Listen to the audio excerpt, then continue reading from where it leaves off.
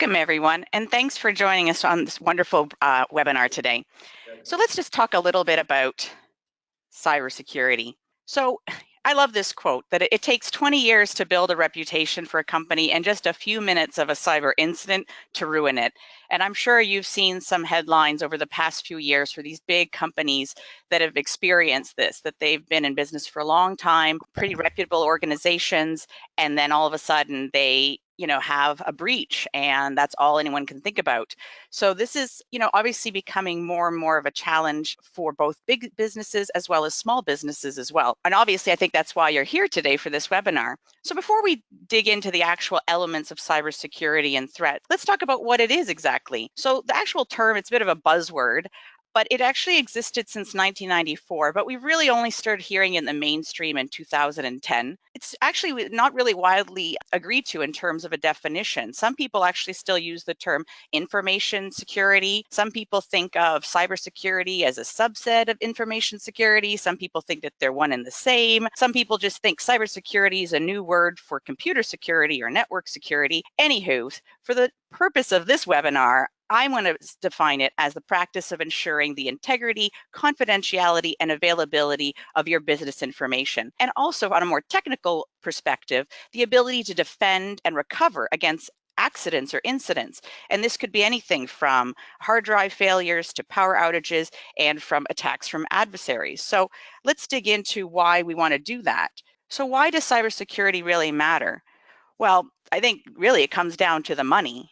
So let's look at some of the figures from our recent Cybercrime 2017 report. Cybercrime damage is going to cost about $6 trillion annually by 2021. To deal with all this cyber damage, cybersecurity spending is going to exceed $1 trillion between 2017 and 2021. The human attack surface is going to reach 6 billion people by 2022. What that means is the amount of people actually on the internet. So actually right now, as of 2017, there were 3.8 billion internet users, which is about 50% of the world's population. So they're forecasting that that's going to jump up to, like I said, 6 billion, and by 2030, they're suspecting it's going to be 7.5 billion internet users. And that the big one we are hearing around today of ransomware, that's actually going to continue to rise, and that the cost for ransomware will cost 11.5 billion in 2019. And that I found this is a great stat and kind of scary from a business perspective, that businesses will continue to fall victim to ransomware at a rate of as an attack every 14 seconds by the year 2019. So that's pretty scary in terms of, and I put that out there because obviously money makes a difference, but it's also in terms of how prevalent this is going to be in the future. It's not going away. So what can we do to actually protect ourselves from this? Well, and that's what this webinar is all about. Most of it is education and awareness. So we're going to get started by just talking about, at a high level, what cybersecurity or threats are. So every internet user, I think any user, whether they're young, old, or in business, should understand this sort of basic concept, that there are different types of breaches and threats that exist out there. So the hackers, which are the bad guys, they're always looking for weaknesses and vulnerabilities. And basically, in terms of your computer, there are 3 different ways that they can find these vulnerabilities. There's physical vulnerabilities like the hardware. So either actually getting to your laptop or computer and putting in a USB drive, or getting in through your router, sort of physical hacking type of thing. There's software hacking, which is kind of finding holes in the software to try to trick your software into doing things it's not supposed to, or trick your laptop into not recognizing software that's not supposed to be there. And then the biggest component that they like to exploit is the human component. So this is where they like to play up the fact of disguising stuff to make it look like something you trust, you believe in, and basically it's to elicit a response, whether it's clicking on something and opening up some viral software, or going to a website and giving away your information to people that you don't think you're giving it away to.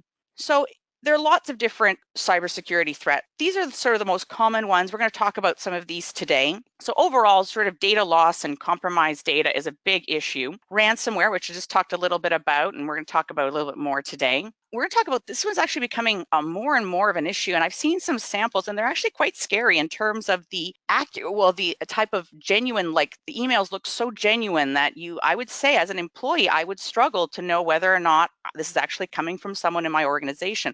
And that's sort of basically impressions of executives and managers. So hackers are trying to trick people within a company to give away information. It's kind of scary. Social engineering attacks, so that's a bit of an umbrella, and we'll talk a bit about what falls within that. Viruses and also physical incidents are also on the rise as well. So in order to protect you and your company from cyber breaches, I would recommend basically 3 sort of areas that we're going to look at. The biggest one is awareness and education. Knowing what the threats are, what to look for is a big key into making sure that you don't fall victim. 2 is sort of, the software and the hardware pieces. Are you making sure that your software is safe and secure? Is your hardware safe and secure? And then having the knowledge and expertise, understanding, making sure that you're up to speed with the newest threats that are out there. And also, do you have people on your team or in your business to help you that are knowledgeable about this type of stuff in case you do have an issue like a ransomware incident, or to help set up your business in a way to be better defended against these types of threats? So let's talk a little bit about, before we jump into the awareness and education portion, that cybersecurity really is everyone's responsibility in a company or in personal life. But the problem when you have this is when security is everyone's responsibility, it quickly becomes no one's responsibility. And part of running an effective cybersecurity program in your company is making sure that people have an adequate amount of knowledge to do their job effectively, and also to serve as like the first line of defense. So this is why at least having a basic security awareness, terminology, what to look for is a great place to start. And that's what we're going to cover in today's webinar. So let's talk about some of these big threats that I mentioned earlier and what they're about and what to look for. So social engineering attack. This is sort of like an umbrella statement that covers any kind of attack that relies on human interaction and involves tricking people into breaking sort of their normal security procedures. So they're trying to exploit things of the human psyche, and they find different ways to do that. So part of what falls under this umbrella are things like phishing, spoofing, pretexting, baiting.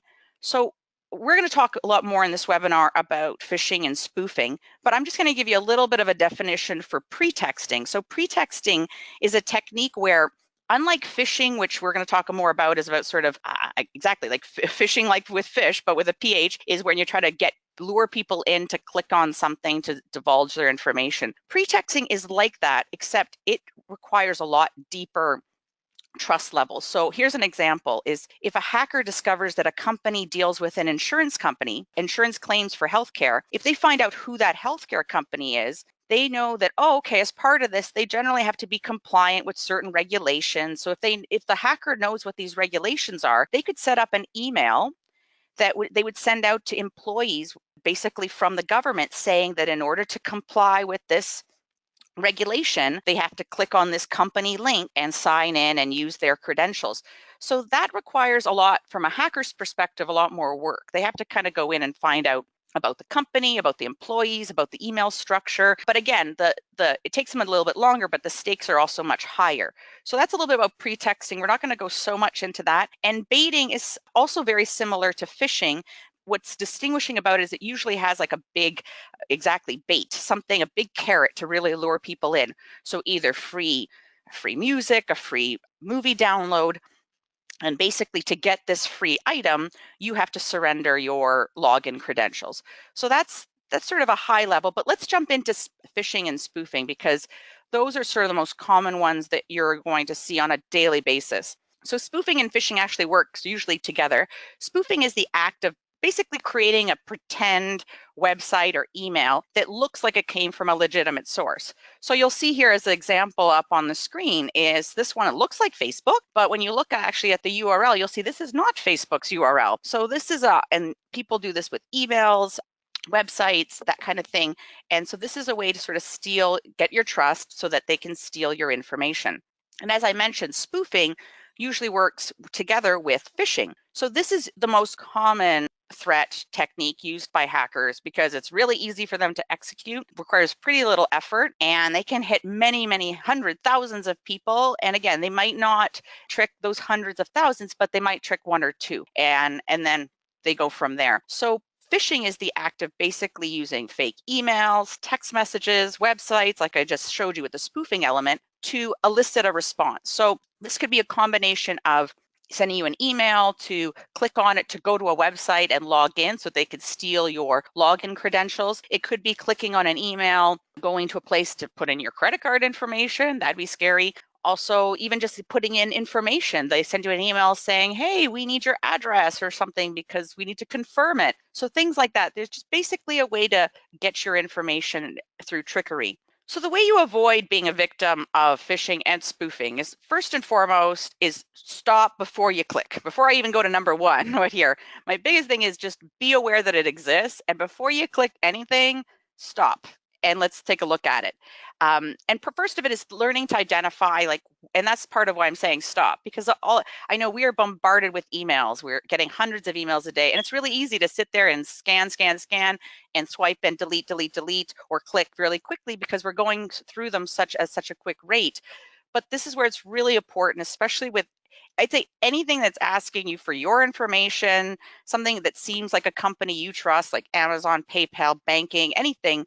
Don't click on it until you do these checks, okay? So first and foremost, you're going to take a look at it to see, is the name and the email correct?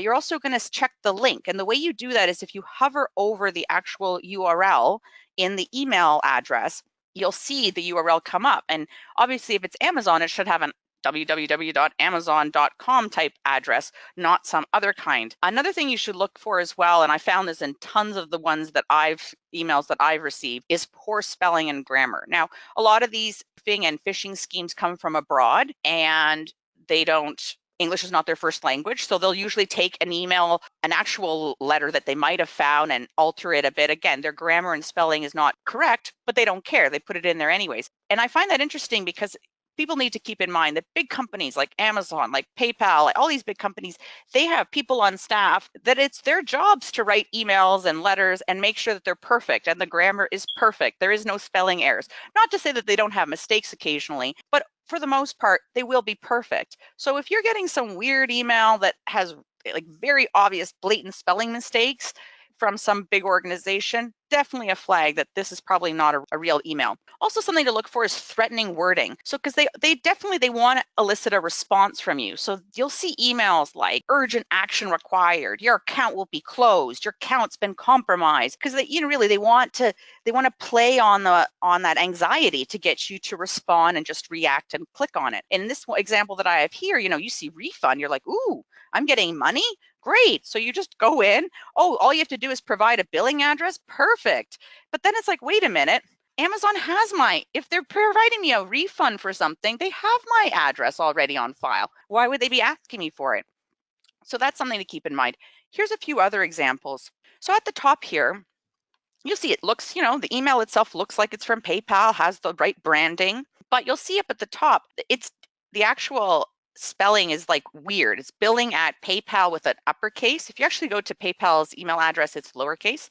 Another way to look at it, and again, you might not know that, but if you go on your own, another URL like to your Internet Explorer and type in www.paypal.com, you'll see up top that it's not pay and then pal uppercase, it's just PayPal lowercase.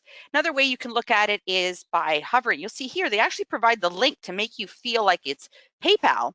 But when you actually hover over it, it is not going to PayPal at all. It's going to some completely other address, some sort of catalog. Here's another example. Looks like a LinkedIn email address or email, but you'll see up at the top, it's coming from some different kind of person. And you'll also see here below that there's some weird coding embedded in the actual email that has nothing to, it's something in Australia actually, and it has nothing to do with LinkedIn. Some other ways to make sure that you're not a victim to phishing and spoofing. Like I mentioned before, just anything to do with banking, money, anything like that, don't click on it. And then, I've also found sometimes people like, oh, okay, I don't know if this is right, but they'll click on the link and it looks like their bank, but they're like, okay, I'll just go into my banking account anyways. And it's like, don't use any of the links provided in any emails to get to your bank. Always have that actually in your, type it into your actual Internet Explorer, your web browser yourself, because like that, you know for a fact that you're not being directed, because these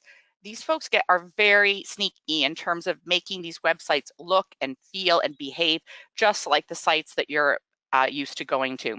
Another thing to keep in mind is making sure that you only enter sensitive data into secure websites. And the way you know that is by looking in the top of your browser, any of the browsers. Sometimes in some of them it's at the bottom, some of it's at the top in the actual URL area. At the top here, you'll see a little lockbox and it'll say secure. And you'll see when it's not secure, this will be unlocked. So that's still something to keep in mind as well while you're surfing and going to websites. Before you type in any personal information, if this is not locked down, don't do it. And as I said before, when in doubt, if anything seems fishy, odd, bizarre, just don't click on it. Actually, I want to mention one recently I've started noticing is a lot of like recruiting type spam emails that I've been getting where people are saying, hey, your resume, and I'm like, okay, even though I have no idea how they got my information, but somehow they know that I'm actively looking for work. And so somehow they've kind of, again, gotten smart about it and turned it around and said, oh, we have this job opportunity for you. And I was like, wait a minute, I didn't apply there. And I checked the URL and it was going to some weird place in like, I think in Czech Republic or something. And so there was something, anyways, they're getting much smarter and much more intelligent. So if anything just seems odd or off, like I said, just don't click on it. Just either delete it or put it aside and go and do your investigation on your own without clicking on any of the links. Here's another one that's very common, and it's been coming up both in Canada and in the US. And this one scares me a lot because at work we're busy, especially people in certain departments like payroll or HR, they're bombarded with people asking for stuff. And I don't know, if everyone would take the time or the moment to actually go, oh, and really check their emails to say, is this actually from so-and-so? So here's what's actually happening. These hackers are getting, again, they're doing their research. They're finding out who's in a company, who and this is, easily, you can go to a website, find out who the leader is, because most companies have a page with who their executives are. So once they find out who the executives are, they create these emails with photo, with the email address. It looks authentic. And basically, they send it internally within a company saying, hey, give me this report with this data, either tax statements of an employee or tax statements for all the employees, things like that. And it's scary stuff because, a HR person, if it's coming from the CEO, would they really balk at it? No, they'd probably be like, okay. And then they would send it along. So this is something, and it's definitely coming along around tax season because the hackers know that these conversations, these emails are happening. So it wouldn't be odd per se to get this type of request. So with this one, I definitely recommend that to avoid this, making sure employees are aware that this is happening, that this does happen, that their emails that come in, photos, everything looks like who it should be. Another part is also, probably implementing some sort of a request for a policy for confirming sensitive requests. So, maybe with people who deal with HR, financial, any sort of business reporting, maybe there's a sort of, I don't know, maybe there's a code word that you guys always use when you release certain information. Or maybe when people send in emails like this, if it's not common, if it's, for example, the CEO never emails you for information, all of a sudden you get an email from the CEO, I would maybe call his assistant and say, hi, just want to confirm. Again, not being a pain, I just want to confirm from security perspective. But again, having something, whether it's by word of mouth, calling the person, maybe there's a text verification, something to make sure. And another way is also maybe look at how you structure your email addresses, what information you put about your company online. I understand that, people want to put their leaders and stuff, but I guess, do you have to put all your employees out there? Is there value in everybody knowing who all your employees are? Maybe, maybe not. And also considering your email addresses. Some people, obviously, they want to make their email addresses as easy as possible, like first name dot last name at yourcompany.com. Maybe you mixed it up. Maybe it's the first two initials of the first few letters of the person's first name and their last name, something a little bit different. Again, you want to kind of mix it up to make it a bit harder for these hackers to get to you. Let's talk about ransomware. So ransomware, it's a type of malware that basically, once you get it onto your computer, it restricts your files and displays the messages a message demanding payment, and unless you pay, the restriction will be removed. So they say. So there's basically two types of ransomware. There's a lock screen, which basically, once it's in there, basically you get this thing on your screen that says, you have ransomware, and the stuff's in the background, but it basically locks down your screen and you can't access your computer in the background because of the ransomware. There's also an encryption version where basically it goes in the back end and encrypts your entire drive. And the only way then that you can get to access it is by getting the encryption code from them, and they want money for it. So both very, very scary events to go. Here's an example of one that you would get on your screen, and here they're asking for $300 worth of Bitcoin. Interesting. So my biggest recommendation is, I know it's very scary when this stuff comes popping up on your screen, is first and foremost is don't pay the ransom, because really they're meant to scare you, they're meant to intimidate you, and even there's a bit of a challenge, as some people have experienced, they've submitted the payment and they haven't guaranteed that their system has been regained access. So there's not this definite, like, you pay and then everything's back to normal. I would, consider your computer's been infected, do you have, again, this is having someone on staff or having a great IT person, support people to help you either to try to repair it, to get your data retrieved. And also part of it, as well as, we have so many other reasons of why backing up your data is important. But I think this is another perfect example of why doing regular backups of your data is important. And I know for me, I personally do this on a regular basis. I back up all my laptop information on a physical, external, removable hard drive, because even though I do put stuff in the cloud, I do put stuff on other drives, I do find that having a physical hard backup is important for this very reason. Viruses. So viruses have been around for a long, long time. We've talked about them, but a lot of people don't know exactly what they are or what they do. They're basically a type of a malicious computer program that's either sent as an email attachment, or you're sent to a place and you end up downloading it without knowing it, type of thing, and it infects your computer. And then it can also, depending on the type of virus, infect anybody in your contact list if it's one that distributes itself via email. And sometimes there's some viruses that actually just going to a website can automatically download the virus in the back end. You don't have to actually click on anything. Just going to the website itself starts the download in the back end. So these viruses, they really can do a range of damage. They can send spam. They can provide criminals with access to your computer, to your contact list. They can scan and look through your computer for information that it deems might want, like passwords, financial information. It could hijack your web browser. It can disable your security settings. It can display unwanted ads. And another thing too is sometimes when they're running, viruses can attach itself to different programs. And so when you end up working with different programs and other people are working, you could spread them to other people in terms of via the cloud. So, and that's the thing, the variation of viruses out there are huge. But thankfully, there are lots and lots of antivirus programs out there. There are free ones, there are paid ones. I personally believe you get what you pay for. So investing a little, again, this is your security of your data. So investing a little bit more and making sure that you have a decent antivirus. And then part of it too is making sure that your antivirus is up to date. I can't imagine how many people I've talked to who they have it, but then it expires and they're like, and I'm like, no, it's not.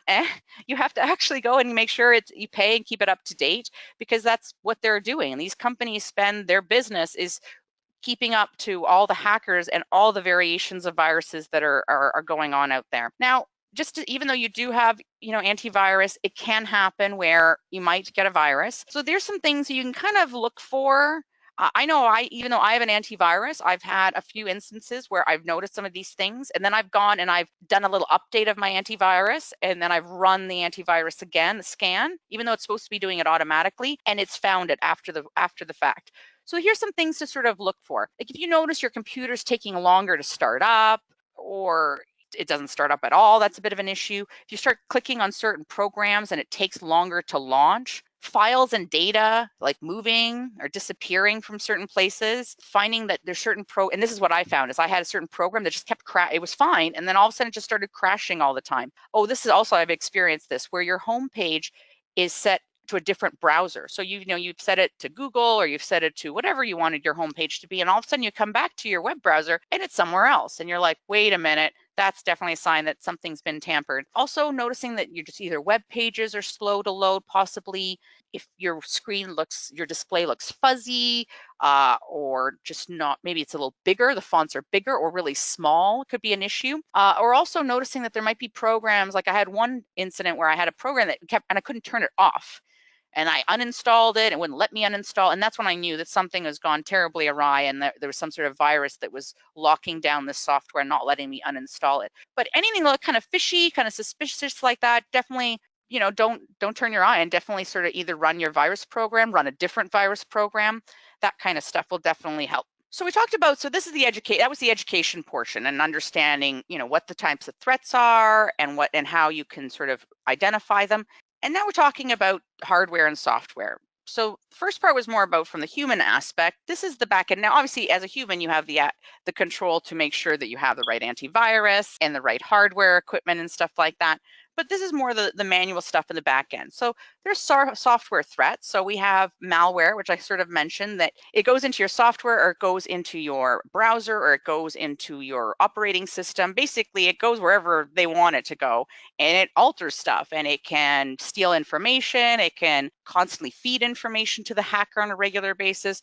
Lots of scary stuff with malware, like I said, because of the variation out there. Definitely important to have a good antivirus to prevent that. Trojan horses. Back in the early 2000s, there's sort of big influx of Trojan horses. They seem to kind of disappear for a while, but they're definitely coming back with a vengeance, so it seems. And basically, they seem, like they were it's like the history lesson of a Trojan horse. They seem like a legitimate piece of software. You think that you're installing something that you're supposed to be installing, but actually in the back end of this software, there is a bad piece of software. And so when it launches, very similar to malware, as you launch it, it basically populates in the back end, and it can do a variety of things. It could lock down your computer, it can share information, it can do all the various same things that a malware could do. And then there's another classification of spyware. So similar to malware, but spyware is specifically doesn't really want to alter things. It doesn't really want to play around with your software. It really wants to just exist in the background and watch you and watch information. And it can either and send that watched information to whoever put it there in the first place. So again, it could watch your email. It can watch your web browser. It can watch many different things and send this information to whoever is the source of the spyware. I found that a lot of this spyware comes from free downloads. It's usually in the back end. And sometimes you're actually consenting to it going in there, sometimes it's not. And I actually found a lot of spyware, because of its very nature, it's spyware, it's supposed to be sneaky and exist in the back end, doesn't always come up with virus scans. So there are a lot of virusware software applications out there that you can, some are free, again, some are not, and you can do a scan and just check to make sure that you don't have any kind of spyware running in the back end. And then there's hardware threats. So I know most of cybersecurity, a lot of the emphasis is on the web and on the software being secure and all that kind of stuff. But there's also the hardware aspect of it. And people often forget about this, is that making sure, especially at home, is less of an issue, but in a work environment or moving your equipment from different locations, you always have to kind of be aware of the actual hardware threats. So cyber criminals, also work in physical spaces. Yes, in their different parts of the world, just coding spyware and other stuff. But there are people that are out there trying to physically get into computers. So either it's physically stealing a laptop, phone, a tablet, going into an office place and putting in a USB stick to either remove or add content to a device, walking by in public places. How many people I know, when I go to Starbucks and I walk by, people on their laptops, on their phones and stuff, and I'm standing in line and I'm looking at their laptop and everything that they're doing. I can see what they're typing, I can see everything. So are people being aware that people might be snooping, and also being aware that people have the ability to hack into webcams, Wi-Fi routers, and other accessories, that they could use those to watch you and therefore physically watch you put in your password and that kind of stuff and get access to your equipment or to your devices. I want to talk a little bit as well about old systems. So this is a question that sort of came in before the webinar, and as part of it, so the question was what do you think about running either computers running old legacy systems, or perhaps you have like an older computer because you have some old software that runs your production, and it only runs on Windows XP, and you don't want to upgrade it because it doesn't run on anything higher, so you keep this one computer running Windows XP. Well, there's a bit of a risk with that. So I'll give you a bit of just as a little story of warning. So last year, the UK National Health Service was basically shut down, completely shut down. Their whole health service was shut down by ransomware. And the problem was that their whole system, everybody was running Windows XP. And basically all the new patches for 2017 were not running. So they could not actually deal with the ransomware. So this was a big issue. So it wasn't just impacting one computer, it impacted thousands of computers. So with very few exceptions, like having this emergency patch, it was really expensive. They basically had to create their own patch, code their own patch. And Microsoft was like, sorry, we don't really support XP anymore. So basically the moral of the story after hearing about the UK National Health Service was that having a computer that runs XP or any old software is basically like having a castle with like no moat, no walls, no guns, no arrows. You're basically like, just open the door and let everybody in. Because unfortunately, the way things are nowadays with the way patches and systems are, they're just not supported, and you're basically and that's the issue too, is you can have this computer running, but if it's connected to your network, you potentially could infect your entire network through this one particular weak point. So that's just something to keep in mind. So some other things to keep in mind to make sure that you prevent any hardware or software compromises is making sure, like I said, regularly back up all your data. And my tip, definitely doing maybe a physical backup, like an external hard drive, making sure that all your hardware is running with the most current drivers. Like I said, people do this for a living. They spend time researching what the weaknesses are, what the hacks are, and they make sure that the drivers and the software and everything is all up to date and has no holes in it. Physically, like, lock down your equipment. So, maybe you've heard of people who put tape over their webcams when they're not using them, or if your laptop is at the office, do you have like a lock on it to make sure that no one can actually walk away from it? Are you in the front office or in the receptionist area? Do you leave your phone out? Do you leave a tablet out? Could someone walk in? Also think about having your screen locked down after a minimum time of activity. I know it's a pain. I know for me, I have it set to a minute of inactivity, and you turn around for a minute and it locks down. You're like, I got to type in my password again. But you know what? It really only takes a criminal a minute to get access something in your computer if you stepped away. So taking that extra step of just typing in your password, not a big deal if it's going to protect your information. Obvious one, ensuring your antivirus is active and up to date. Like I mentioned, running a spyware program is also helpful. Working with IT to make sure that employees don't install stuff on their devices.